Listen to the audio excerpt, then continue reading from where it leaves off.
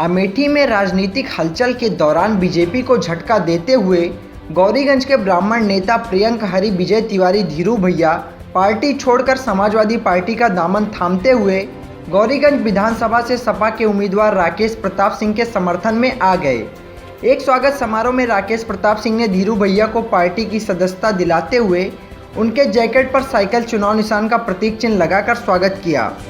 इस दौरान कई सारे लोग विभिन्न पार्टियों को छोड़कर सपा में शामिल हुए, जिनका विधायक राकेश प्रताप सिंह ने स्वागत करते हुए पार्टी की टोपी और गमछा पहनाया। मीडिया से बातचीत में प्रियंक हरि विजय तिवारी धीरू भैया ने कहा कि मुझे राष्ट्रीय अध्यक्ष द्वारा जो भी निर्देश दिया जाएगा उसे पूरी ईमानदारी से करूंगा। राकेश प्रताप सिंह का हाथ मजबूत कर उन्हें एक बार फिर से रिकॉर्ड मतों से विजयी बनाकर विधानसभा भेजने का काम करूंगा। देखिए, मैं एक कार्यकर्ता हूं और किसी राजनीतिक दल को झटका देना हम लोगों का काम नहीं है। हम लोगों का काम गौरीगंज विधानसभा और अमेठी जिले का जो अंतिम आदमी है उसके चेहरे पर मुस्कान लाने का प्रयास करना है। जिस सामाजिक कार्य को लेकर के हम लोग 20-20 साल पहले अपने अपने घर से निकले और हम बदला लेने की नीयत से काम नहीं करते, हम बदलाव लाने की नीयत के लिए काम कर रहे हैं। एक कार्यकर्ता के रूप में हमारे राष्ट्रीय अध्यक्ष जी ने हमको जो आदेश दिया है उस हिसाब से काम करेंगे।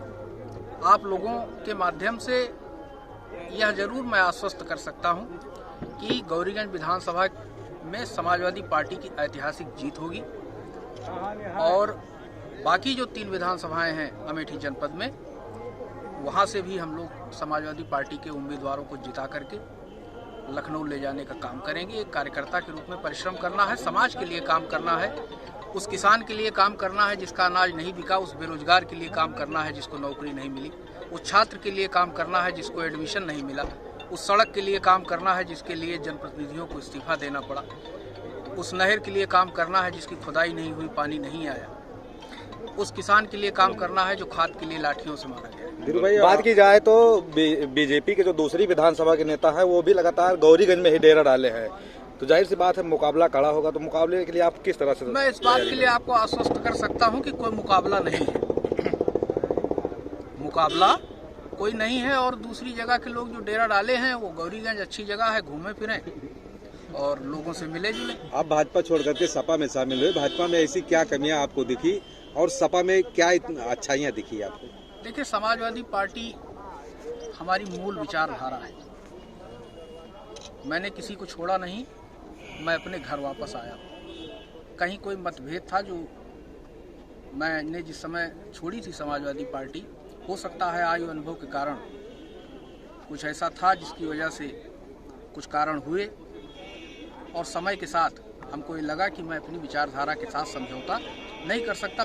मैं किसी पर आरोप नहीं लगाऊंगा भारतीय जनता पार्टी के नेताओं का, लेकिन जो कल्चर था मैं उसके साथ 6 साल में न भारतीय जनता पार्टी मुझको बर्दाश्त कर पा रही थी, न मैं भारतीय जनता पार्टी को बर्दाश्त कर पा रहा था।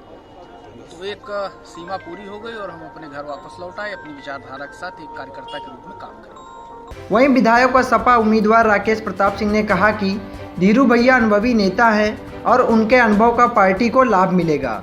मीडिया के यह पूछने पर उनकी लड़ाई तो बीजेपी से है, इस पर उन्होंने कहा कि बीजेपी तो लड़ाई में ही नहीं है। पिछले 2 चुनाव में बीजेपी हार गई थी और इस बार जमानत नहीं बचा पाएगी। नहीं, देखो, किसी को घेरने जो है, बीजेपी तो लड़ाई में ही नहीं है। बीजेपी की पिछली बार जमानत जब्त थी। एक देसी कहावत है, मुंह मुटाए लोढ़ा होए। उत्तर प्रदेश में सबसे कम वोट बीजेपी को मिला था, बहुत ज़्यादा एक 10-5 हज़ार और बढ़ जाएगा। सभी प्रत्याशियों की जमानत जब्त होगी, सभी दलों की जमानत जब्त होगी। गौरीगंज में एक तरफा जीत होगी और धीरू भैया के आने से जीत का अंतर और बढ़ गया और 2 गुना हो गया।